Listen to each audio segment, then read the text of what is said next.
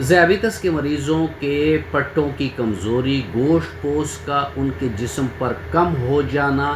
ان کے جسم میں جلن کا ہونا، ان کے جسم پر بڑے بڑے دانوں کا نکلنا یا جلدی تکالیف کا ہونا، ان کا منہ خشک رہتا ہو اور زیادہ پیاس لگتی ہو، ان کو شوگر کی وجہ سے بے خوابی کی بھی شکایت ہوتی ہو، ان کا فاسٹنگ اور رینڈم شوگر بہت زیادہ آتا ہو،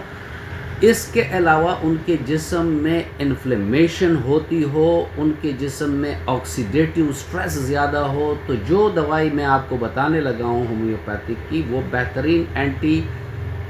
آکسیڈنٹ پراپرٹیز بھی رکھتی ہے اور اینٹی انفلیمیٹری پراپرٹیز بھی رکھتی ہے۔ دوائی کا نام ہے ایبروما اگسٹا کیو طاقت میں۔ 10 سے 15 قطرے آدھے کپ نیم گرم پانی میں ہر کھانے سے پہلے اگر آپ لیں گے تو یہ علامات